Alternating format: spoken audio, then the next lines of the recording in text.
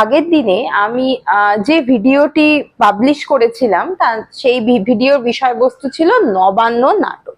মূলত নবান্ন নাটকের পিছনে যে প্রেক্ষাপট ছিল সেই নিয়ে খানিকটা আলোচনা আমি করে দিয়েছিলাম। এবার এই একই প্রেক্ষাপটের উপরে ভিত্তি করে বাংলা সাহিত্যে বহু ছোট গল্প, বিভিন্ন রকমের কবিতা, উপন্যাস, নাটক ইত্যাদি লেখা হয়েছিল। নবান্ন নাটকের আলোচনার ওই সাপেক্ষেই আজকে আমরা যে একটি গল্পের ওপর একটু দৃক্পাত করব তার নাম হলো নারায়ণ গঙ্গোপাধ্যায়ের লেখা বিখ্যাত গল্প হাড়। আমি ওই প্রেক্ষিতেই আজকের আলোচনাটা করছি। তার কারণ হলো নবান্ন নাটকের যে প্রেক্ষাপট ছিল, অর্থাৎ দ্বিতীয় বিশ্বযুদ্ধোত্তর কলকাতা, মানে ওটা কলকাতা খানিকটা এসেছে, কিন্তু দ্বিতীয় বিশ্বযুদ্ধোত্তর ভারতবর্ষের তথা বাঙালিদের অবস্থা এবং তার সঙ্গে সঙ্গে 1943 বা যাকে আমরা 50-এর মন্বন্তর বলি, সেই যে বিষয়টা তার বেশ খানিকটা আলোকপাত ঘটেছে আজকের এই গল্পেও।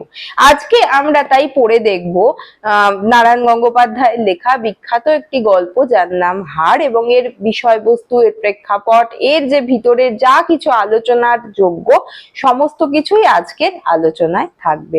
তাই ভিডিওটি শেষ অবধি দেখার অনুরোধ রইল। আমি আগের দিনে নবান্ন নাটকের আলোচনা করতে গিয়েই দ্বিতীয় বিশ্বযুদ্ধ এবং তার সময়কালীন যে প্রভাব সেই নিয়ে খানিকটা আলোচনা করেছিলাম, কিন্তু এই গল্পের ক্ষেত্রেও সেটা যেহেতু ভীষণভাবে প্রযোজ্য, তাই জন্য খুব সংক্ষেপে আমি বিষয়বস্তুটা অল্প করে বলে দিই, কারণ এটা পড়তে গেলে আমাদের ওটা জানতে হবে। 1943 খ্রিস্টাব্দে এক ভয়াবহ দুর্ভিক্ষ লক্ষ্য করা যায় খোদ কলকাতার বুকে। এর কারণ ছিল যে দ্বিতীয় বিশ্বযুদ্ধ চলাকালীন ব্রিটিশ সরকার যুদ্ধের জন্য খাদ্য ও সম্পদ সরিয়ে নেয়। তাছাড়া ব্রিটিশ রাজের ভুল অর্থনৈতিক নীতি খাদ্য সংকটকে বাড়িয়ে তোলে। এছাড়া প্রাকৃতিক বিভিন্ন বিপর্যয় নেমে এসেছিল, যে কারণে লক্ষ লক্ষ মানুষ অনাহারে মারা যায়। গ্রামাঞ্চল প্রায় জনশূন্য হয়ে পড়ে। মানুষ কাজ ও খাবারের খোঁজে ভিড় জমায় খোদ কলকাতার বুকে বা বিভিন্ন শহরে।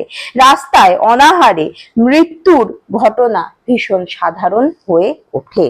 এই যে ইতিহাস, এই ইতিহাসকে বেশ খানিকটা মানে জীবন্তভাবে, বাস্তবভাবে এই হাড় নামক গল্পটিতে কথা সাহিত্যিক নারায়ণ গঙ্গোপাধ্যায় তুলে ধরতে পেরেছিলেন।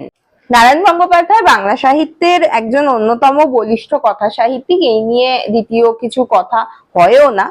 আজ যে বিষয়ে গল্পটি পড়ছি সেই বিষয়বস্তু নিয়ে লেখক আরো বেশ কয়েকটি গল্প কিন্তু লিখেছিলেন, যেমন নক্রচরিত, ডিনার ইত্যাদি। তবে এদের মধ্যে হাড় গল্পটি বেশ ব্যতিক্রমী একটি সৃষ্টি। প্রথমেই আমরা গল্পের ভাষার দিকে একটু নজর রাখবো।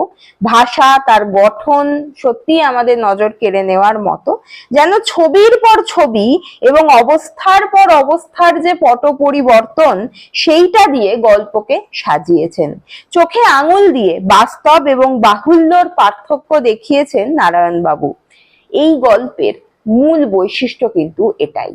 গল্পের যে মূল বিষয়বস্তু, আশা করি আপনারা বা তোমরা সবাই গল্পটি পড়ে নিয়েছো। ভীষণ গুরুত্বপূর্ণ একটি গল্প সর্বসময়ের জন্য। গল্পের বিষয়বস্তু যদি সংক্ষেপে বলতে হয় তাহলে আমরা বলতে পারি যে আমরা নাম জানি না কথকের, কিন্তু কথকের বাবার একজন ঘনিষ্ঠ আত্মীয়, বন্ধু যেই হোক না কেন, বন্ধু, তার সঙ্গে দেখা করতে কথক পৌঁছেছিলেন তার বাড়িতে।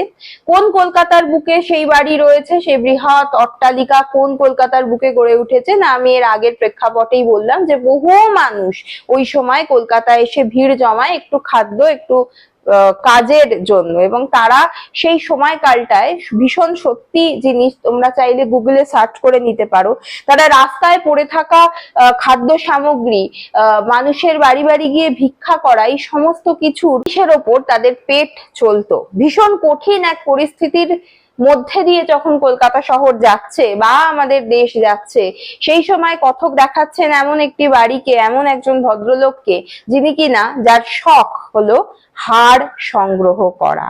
সেই হাড় আর কিছুরই নয়, মানুষের হাড় কিংবা আদিম মানুষের হাড়। তিনি খুব গর্ব ভরে তার যে বিদেশ যাত্রা, তার যে জীবনের অ্যাডভেঞ্চার, তা তুলে ধরেন এই চাকুরি, মানে এই ছেলেটি আসলে তার কাছে গিয়েছিল একটি চাকরির দরখাস্ত নিয়ে, তিনি যদি সই করে দেন তবে তার চাকরি হয়ে যায়। আমি আগেই বললাম সেই সময় কাজের বাজার ভীষণ কঠিন হয়ে দাঁড়িয়েছিল।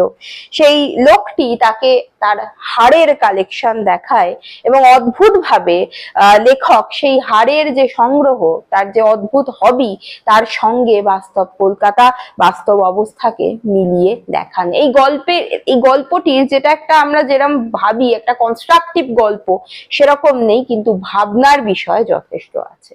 গল্পের শুরু কিন্তু আকস্মিক ভাবে। লোহার ফটকের ওপারে দুটি করালো দর্শন কুকুর। বিত্তবান বাড়ির প্রথম পরিচয় এটাই। মালিকের নাম H.L. চ্যাটার্জি, নামের আগে রায় বাহাদুর।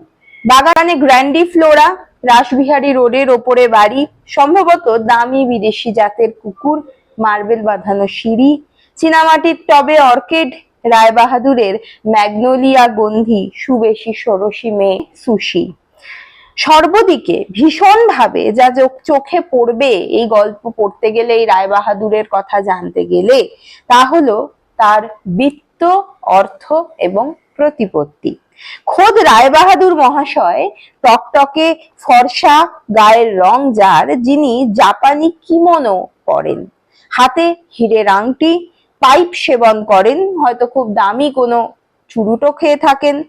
একসময় বহু দেশ ভ্রমণ করার সুবাদে এক বিচিত্র শখ রাখেন, হাড় সংগ্রহের শখ। এখান থেকেই গল্পের প্রেক্ষিত কিন্তু বদলে যায়। যিনি তার কাছে এসেছিলেন, মানে যিনি কথক, তার নাম আমরা জানি না। আমাদের রায় বাহাদুরের সূত্রে জানি তার পিতার নাম প্রমথ।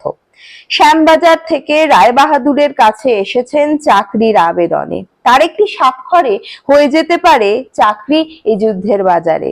বর্তমানে মাত্র 25 টাকার একটি টিউশনই তার সম্বল। নিম্নবিত্ত বাড়ির ছেলে, ওই কলকাতার বুকে দাঁড়িয়ে সে ভয় পায় যুদ্ধকে, সাইরেনের শব্দকে। তার অবস্থায় কাব্য কল্পনা আসে না। এই সময়ে চাকরিটা হলে সে বেঁচে যায়। আর এই ছেলেটিকেই নিজের শখ খুলে দেখান রায় বাহাদুর। হাড়ের কালেকশন, সামনে যে চাটা দেওয়া হয়, যে কেক রেখে দেওয়া হয়, রায় বাহাদুর তার সামনেই মেলে ধরেন লেবেল লাগানো হাড়ের সম্ভার। গর্বের সঙ্গে তুলে দেখান রোডেশিয়ান ক্লাসের কোনো জীব, সম্ভবত কোনো মানুষের চোয়ালের হাড়, আফ্রিকার বিরল অতি প্রাচীন কোনো আদিম কোনো আর্লি হিউম্যান অ্যানসেস্টরের হাড়, যা ইঞ্চি 3 লম্বা, চ্যাপ্টা, আকৃতি ছুরির ফলার মতো, বিবর্ণ এবং হরিদ্রাভ। রায়বাহাদুর বলেন ওখানকার সর্দারের মুকুটে থাকতো এটি।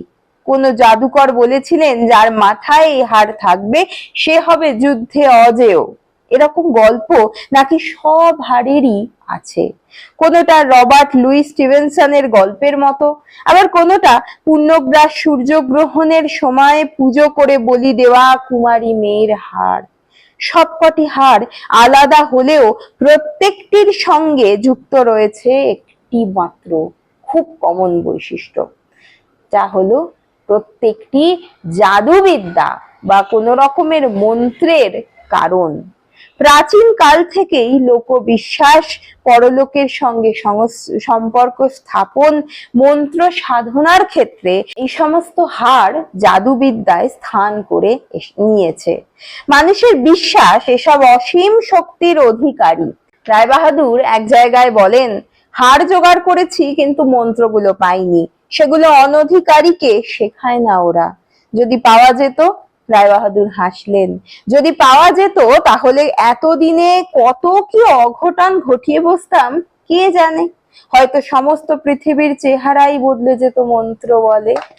এই যে কথা, সেটা থেকে আমরা বুঝতে পারি যে রায়বাহাদুর তার এই অস্থির রাজ্যকে হবি বানিয়েছেন ঠিকই, কিন্তু মন্ত্র পাওয়ার ইচ্ছা তারও ছিল। আমরা জানি না কিভাবে তিনি বদলে দিতেন এই সমাজকে বা এই পৃথিবীকে। হয়তো আমাদের চিন্তা ভাবনার অনেকখানি ওপর দিয়ে যায় সে, কিন্তু মানুষ স্বার্থপর। হয়তো নিজেরই কোনো উন্নতির ক্ষেত্রে এই মন্ত্রকে তিনি কাজে লাগাতে পারতেন, সত্যি আমরা জানি না। এই শখের জগৎ ওই বাড়ির মধ্যেই সীমাবদ্ধ। এখানেই কিন্তু গল্পের একটা পরিবর্তন ঘটে। আমরা প্রথমে রায়বাহাদুরের সম্পর্কে কিছু কথা জানলাম, কথকের সম্পর্কে কিছু কথা জানলাম, এবার রায়বাহাদুর এবং কথকের মধ্যে যে কথোপকথন হয়েছে বা যে বিষয়টি এসে দাঁড়িয়েছে গল্পের মূল বিষয়বস্তু হিসেবে সেটা জানলাম। কিন্তু এই পুরো বিষয়টার বাইরে একটা বিশাল বড় সার্কেল রয়েছে, একটা চক্র রয়েছে, সেটাই কিন্তু যেন ধারণ করছে এই সমাজ তথা এই গল্পকে। এই যে শখের জগৎ ওই বাড়ির মধ্যেই সীমাবদ্ধ, আসল খেলা তো চলছে বাড়ির বাইরে প্রথম থেকেই। বিলাসবহুল বাড়ির বাইরে থেকে বারবার অনাহুতোর মতো লক্ষ্য করা গেছে সমাজের চরম বাস্তবতাকে। বিভিন্ন ক্ষেত্রে আমরা শুনতে পেয়েছি, বিভিন্নভাবে লেখক দেখিয়েছেন যে সেই যে ক্ষুধার্ত মানুষগুলো, সেই যে অসহায় মানুষগুলো যাদের মুখের ভাত কেড়ে নেওয়া হয়েছে, তারা এসে পৌঁছেছে কলকাতায় এবং তারাই এই সমাজের বাস্তব। মনোহরপুকুর পার্কের মধ্যে দুর্গন্ধময় চিৎকার সর্বস্ব পশুর মতো বুভুক্ষুর কলোনি, যারা চেটে খাচ্ছে হাইড্রেন্টের জল। আমরা এই একই জিনিস রাত্রি কবিতায় পেয়েছিলাম। রাত্রি নামলে কুষ্ঠরোগী হাইড্রেন্টের জল চেটে খাচ্ছে, জীবনানন্দ দাশ বলেছিলেন। যারা চেটে খাচ্ছে হাইড্রেন্টের জল হাড়ের সংগ্রহ দেখানোর মধ্যে ঘরে ঢুকে আসছে তাদের তীব্র কোলাহলের শব্দ। তাদের চা কেকের আয়েশি আহারের মধ্যেও চিৎকার শোনা যাচ্ছে আওয়াজ, একটু ফ্যান দাও। এই ফ্যান নামক একটি বিখ্যাত কবিতা প্রেমেন্দ্র মিত্রর আছে, তোমরা বা আপনারা পড়ে দেখতে পারেন। কি বিভৎস অবস্থা সমাজের সেটা পরিষ্কার ভাবে ফুটিয়ে তোলা হয়েছে ওই কবিতাতে। সেইখানেরই যেন দু একটা আওয়াজ শোনা যাচ্ছে এই চা কেকের আসরের মধ্যেও। ডাস্টবিন উল্টে ফেলে এরা গোগ্রাসে গিলছে পুরনো খিচুড়ি, লড়াই করছে রাস্তার কুকুরদের সঙ্গে। এদের ফটোকোলা বাড়ির মধ্যে ঢোকার, এমনকি এদের শব্দ প্রবেশ করবার অধিকার নেই। কোথায় তাহিতি দ্বীপের মানুষ? তারা তো পুড়ছে না, ক্ষুধার আগুনে পুড়ছে কলকাতা। ক্ষুধাটাই বাস্তব, বড় বেশি নগ্ন। ম্যানিলা, তাহিতি, হনুলুলু নয়। কোন ভয়ঙ্কর অভিশাপে সমস্ত দেশের খাদ্য, আশ্রয়, আমাদের ভেতরের যে স্টেবিলিটি, যে সাধারণ যে চাহিদা, সেগুলো ভ্যানিশ হয়ে গেছে। তাদের বাঁচাতে পারে একমাত্র জাদুবিদ্যার মন্ত্রপুত সেই সব হাড়। গল্পের শেষটা ভীষণ উল্লেখযোগ্য। লেখক বলছেন, সামনে ডাস্টবিন, পাশের অবগুণ্ঠিত ল্যাম্পপোস্ট থেকে একটা ছোট আলোক চক্র পড়ছে তার উপর। ৩-৪ জন অমানুষিক মানুষ তার ভিতর হাত ডুবিয়ে খুঁজছে খাদ্য। একটু দূরেই একটা কঙ্কালসার কুকুরের ছায়া মূর্তি। নতুন প্রতিযোগীদের কাছে ভিড়বার ভরসা পাচ্ছে না। কাঠির মতো হাত পা আর বেলুনের মতো পেটওয়ালা একটা ছোট ছেলে দু হাতে কি চুষছে প্রাণপণে। হাড়? হ্যাঁ, হাড়ই তো। আমি থমকে থেমে গেলাম। কোথাও একটা সাদৃশ্য বোধ সেই বলি দেওয়া কুমারী মেয়ের হাড়খানার মতোই দেখতে, যার গুণে তাহিতির আকাশের অধিরাক্ত মেঘ ভেসে ওঠে। ঝড়ের সঙ্গে সঙ্গে আগুনের ঝাপটা বয়ে যায়, ঝরঝর করে ঝরে তাজা রক্তের বৃষ্টি। কলকাতার আকাশেও কি মেঘ করেছে? ভালো করে তারাগুলো দেখতে পাচ্ছি না। ওই কালো আকাশের রং আগুনের মতো লাল হয়ে উঠবে কবে? এই ম্যাগনোলিয়ার গন্ধ জড়িত মিঠে হাওয়ায় ঝোড়ো আগুনের ঝলক কবে লক লক করে বয়ে যাবে? হাড় পেয়েছে ওরা, কেবল মন্ত্র পাওয়াটাই বাকি। ভয়ানক অভিশাপের মতো সমস্ত কিছু যেন নেমে আসবে আকাশ থেকে। ওই যে তার হাতে যে হাড়টি রয়েছে, সেখানে সঙ্গে লেখক এতক্ষণ ধরে যে বিলাস বাহুল্য দেখে এসছেন তাকে কিভাবে মিলিয়ে দিলেন। রায়বাহাদুর মন্ত্র পাবেন না কোনোদিনই, কিন্তু মন্ত্র পেতে পারে এরা, যে মন্ত্রের জন্য গোটা পৃথিবীর বুকে অভিশাপ নেমে আসতে পারে, ভয়ঙ্কর শক্তির অধিকারী হয়ে উঠতে পারে এরা। বাস্তবকে হ্যাঠা করা অতখানি সাধারণ বিষয় নয়। এই যে শেষ লাইনটা, হার পেয়েছে ওরা, কেবল মন্ত্র পাওয়াটাই বাকি, এর মাধ্যমে একটা গণ অভ্যুত্থানের কথা বলছেন যেন লেখক। যেন এই যে যাদের আমরা এক ধাক্কায় দূরে সরিয়ে দিচ্ছি, তারা একদিন জেগে উঠবে, একদিন তাদের সময় হবে, তারা বেরিয়ে আসবে রাস্তায়, তারা বলবে, একদিন কেউ এসে বলবে, তোমার ভাতের থালা থেকে আমি 3 গ্রাস তুলে নেব, কারণ আমার কোনো থালাই নেই, আমার অনাহার একঘেয়েমির মতো ধিক ধিক করে জ্বলছে, আর আমার ভাল লাগে না। একদিন ধান খেতে কাদা জল মেখে দাঁড়ানো একজন মানুষ নিজের চেয়েও অনেক লম্বা হয়ে গলা তুলে বলবে, তোমরা যারা কোনোদিন কাদা জল মাখনি, মাটিতে শোনোনি কোনো আওয়াজ, জানো না ঘাম রক্ত উৎকণ্ঠায় সবুজ হয় সোনালি, সেই তোমরাই শস্য নিয়ে রাহাজানি করো, আর আমরা, আমার সন্তানরা থাকে উপবাসী। তোমাদের লজ্জা করে না? আমি আসছি। এই যে পরিবর্তন, মানুষকে বারবার ঠেলে দেওয়ার পর তার যে উঠে দাঁড়ানোর শক্তি, সেটাই আসল মন্ত্র।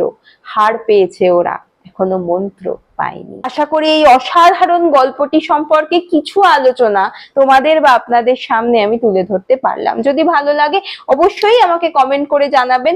অন্য কোনো বিষয়ে আলোচনা করতে হলে সেটাও কমেন্ট করে জানাতে পারেন। আর ভালো লাগলে একটা লাইক করে দেবেন। উৎসাহিত করতে সাবস্ক্রাইব করতে ভুলবেন না। আজ এই পর্যন্তই, ধন্যবাদ।